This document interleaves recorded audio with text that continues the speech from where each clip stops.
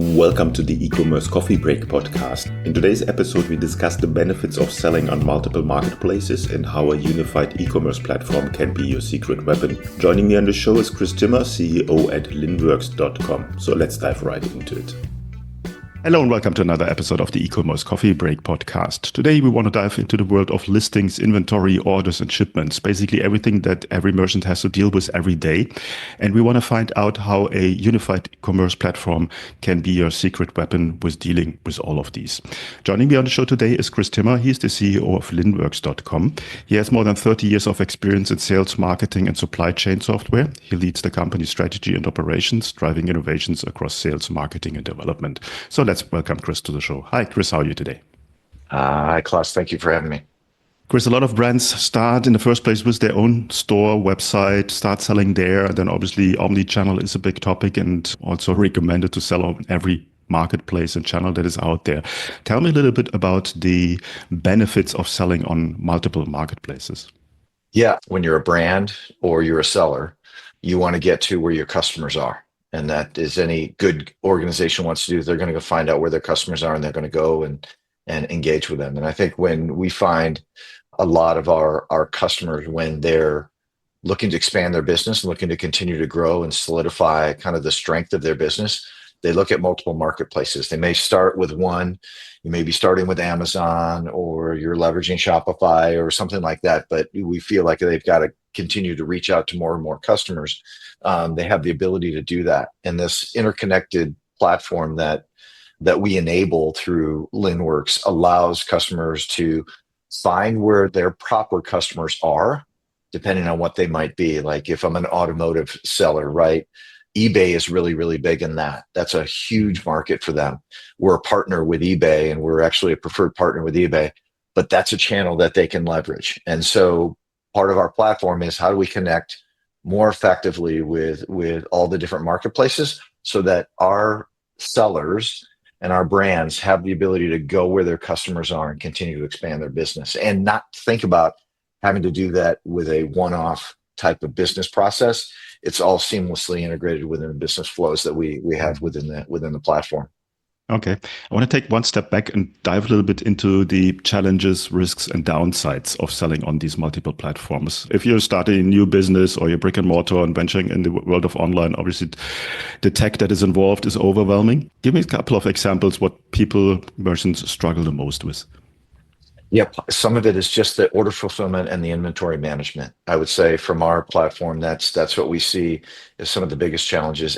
Then the proliferation of listings. So I've got to continue to update my pricing and have a pricing capability. But like when you're looking at how they're effectively understanding what the demand is on these marketplaces, what the requirements are in the marketplaces, what the integrations need to be, and then how that flows from an order management perspective efficiently through the inventories that they have or even the warehouse that they have or they're third-partied out.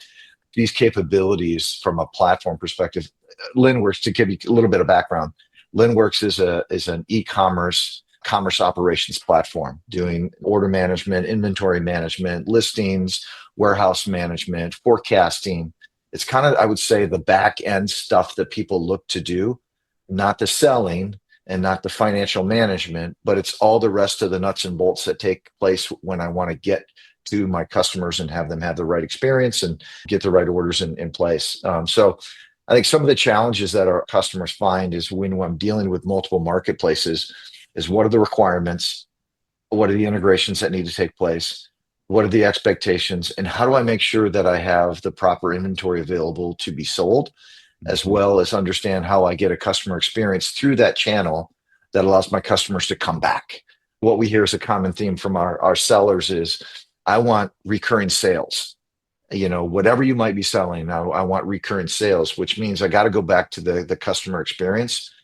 And then if there's a problem in the shipping, if there's a problem in the order management or inventories are delayed or what have you, it just creates noise and inefficiency within their operation. And that's where we kind of step in.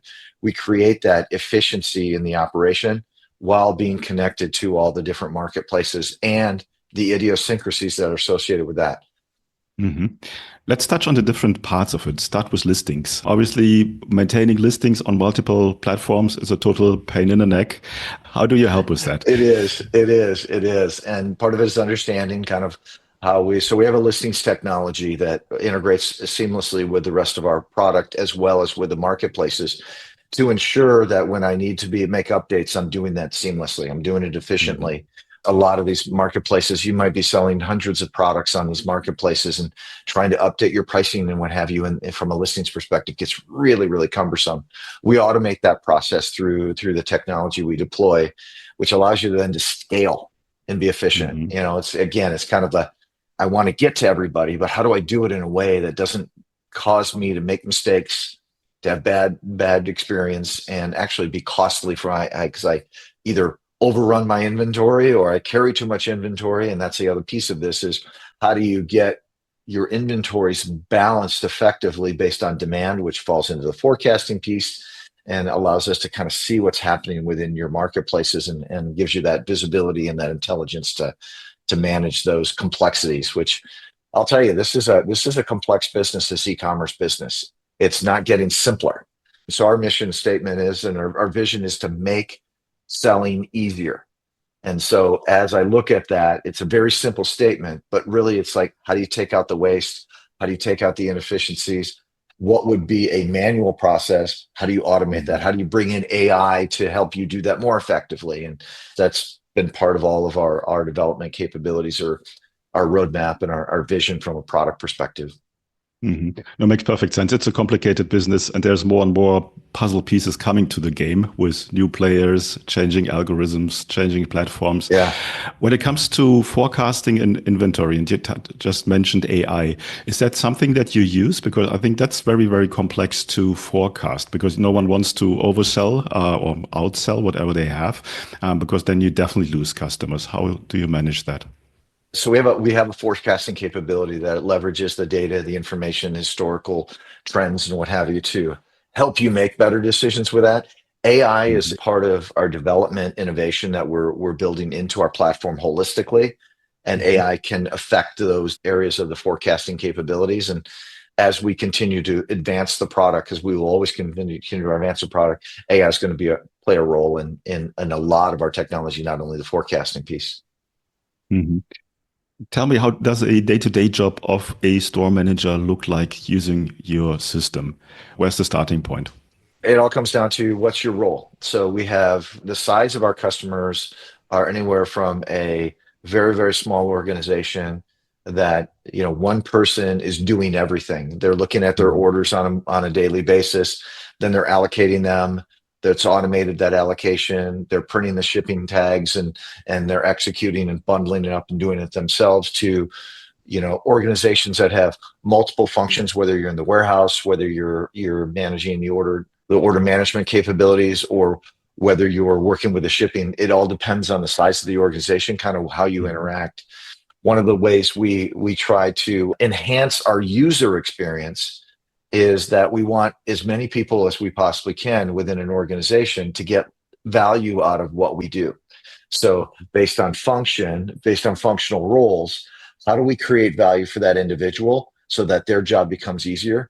And so again, it's kind of like based on where you sit in the organization and the size of the organization and complexity, because we go very small to very, very large, which is also an interesting dynamic of how to see innovation, entrepreneurship, and then on the flip side, the large companies that are just trying to be efficient and get to their Mhm. customers effectively, blending with their own brands.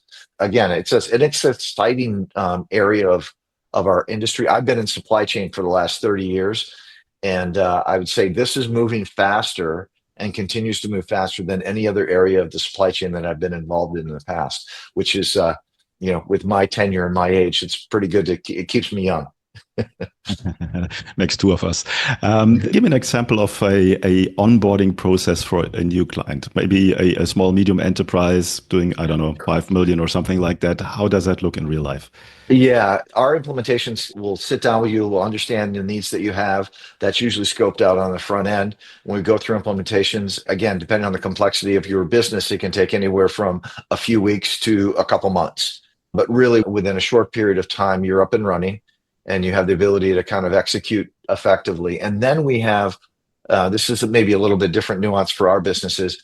We want to ensure adoption and we want to ensure value. So we have a customer journey process that we run with our customers at 90 days, 180 days, every 12 months. We're going to be engaging with you to check, monitor, do customer updates so that you understand kind of like, what we're doing and how we can be more efficient. But doing this 30 years, we know that there is a level of, once you go through an implementation, to really be proficient, you really have to really understand all of what the technology can provide. And that's the value that we can provide back to our customers, is get everything you can out of it. I know with, I joke with my family, I use my iPhone, but probably the capabilities of that iPhone that I use is probably 20 to 25%, not the full capabilities of the iPhone.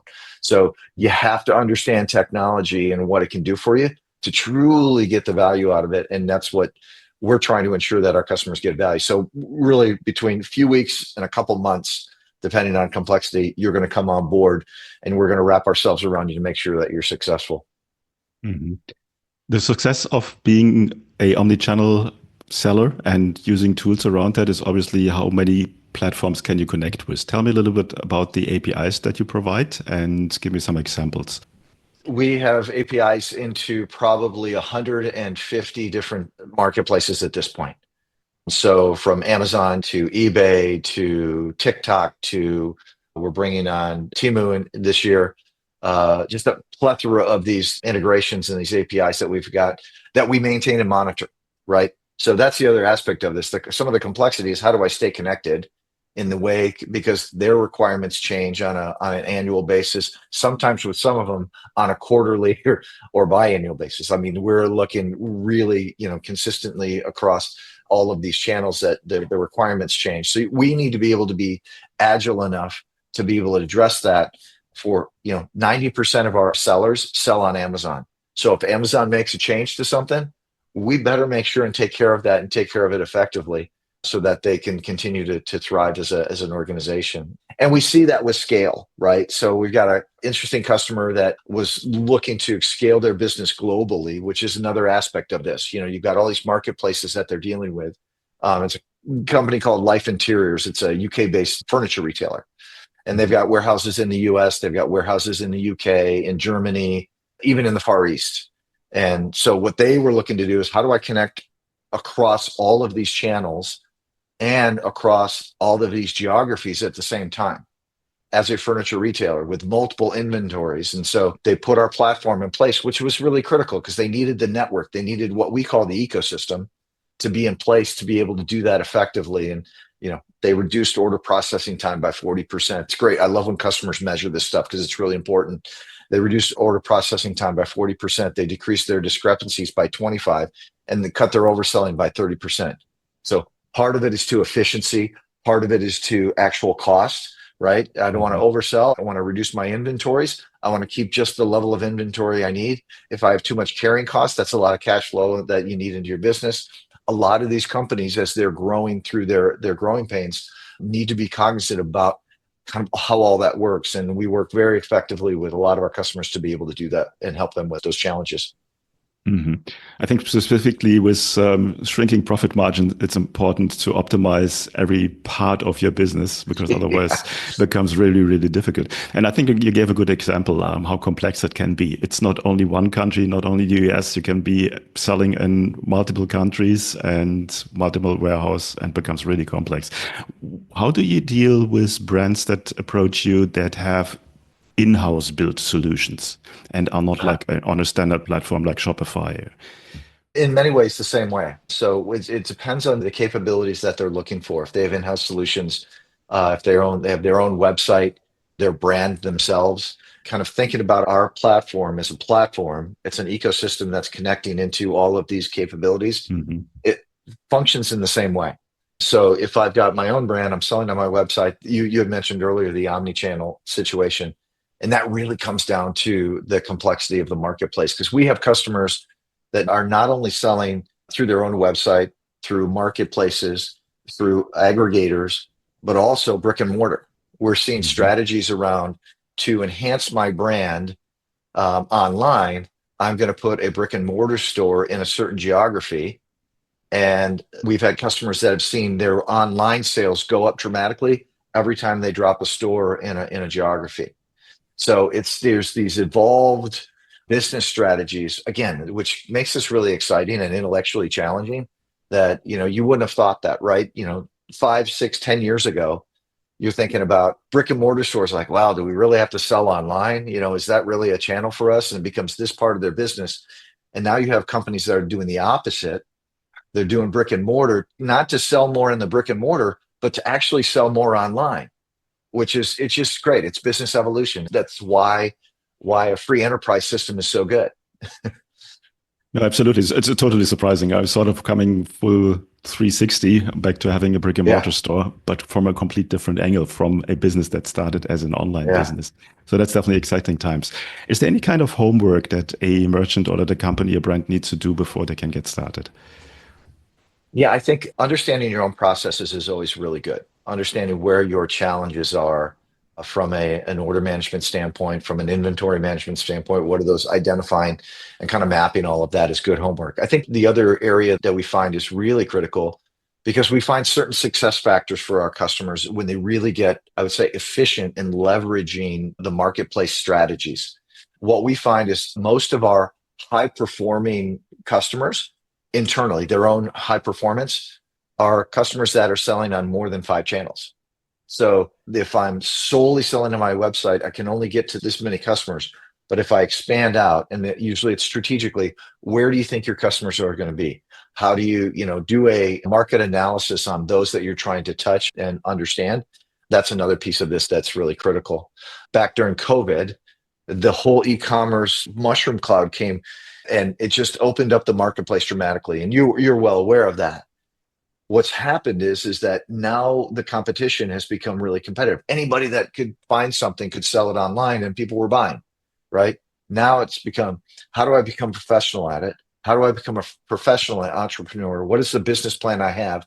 Where do I want to go with my products? And then what's my best way to not only attain the inventory, so source those products or create those products or manufacture those products, but how do I want to properly get them through the process to get them to customer, get that ultimate customer experience that they want? I usually buy from our customers. We have a great customer, Foco, in the US. They make the hats and t-shirts and paraphernalia for all the sporting teams, for the NFL and the NHL and NBA, college football, MLB. They're actually moving into the UK as well, which is great. We're being able to support them in that capability. But you go online and it's like, what's the customer experience they have with them? I have their, hats with my favorite team on it and what have you. And you tend to understand the philosophy of what they're trying to do from a customer engagement and selling perspective. And you try to feed into that and giving them that same experience as you are from a support and what have you. Try to be part of their business as an organization. And that's where we consider ourselves a very, very customer-centric organization. We want to understand as much as we possibly can about not only what you want what our platform to do, but why and what you're trying to accomplish as a business. And I think the more we understand that, and the more we, as having a broader perspective, can come to the table with some additional solutions, that's kind of the philosophy we have. And we're really excited about where we're going with that as well. So.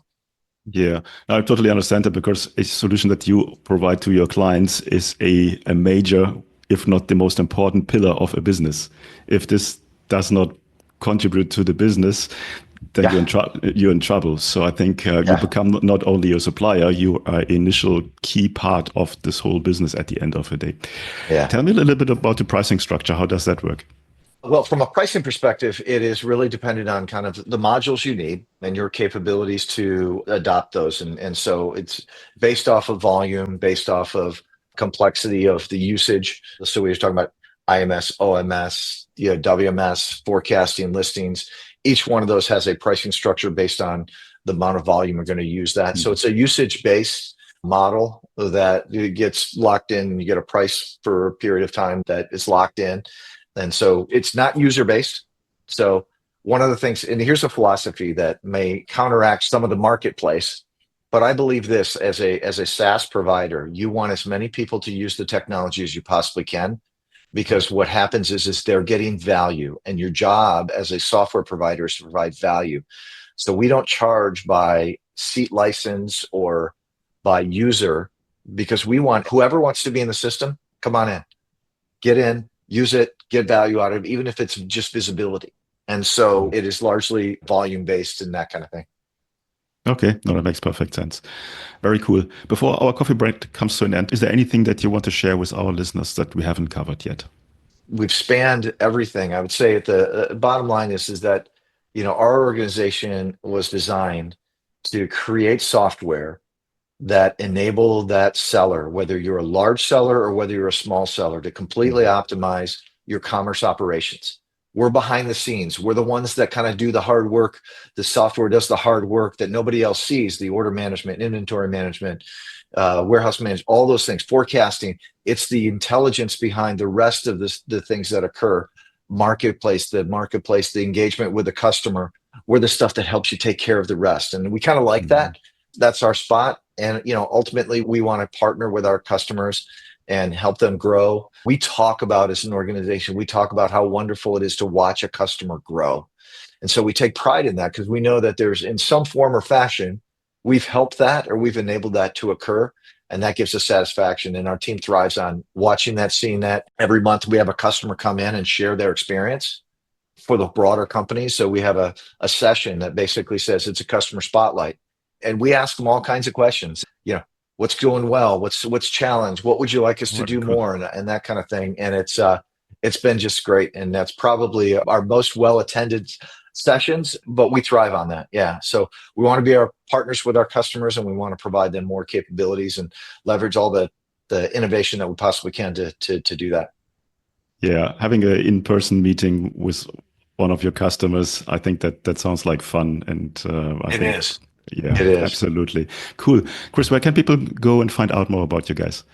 Best way to go is go to our website, www.linnworks, linnworks.com. And you have the opportunity to get a demo. You have an opportunity to engage with somebody, get some more information, download some case studies, read more about what we really do. That's probably the best source for that. And then the other, our Trustpilot and what have you, we have great reviews on all of that because of the experience that our customers have. So it's a good way to validate it, but the best way to get information is go to our website. Cool. I will put the link in the show notes as always, then you're just one click away. Chris, thanks so much for giving us an overview for your solution. I think it's an integral part that needs to be optimized for every business to be successful. And I hope a lot of people will reach out to you and become new customers of yours. Thanks so much for your time. Awesome. I appreciate it. Thank you.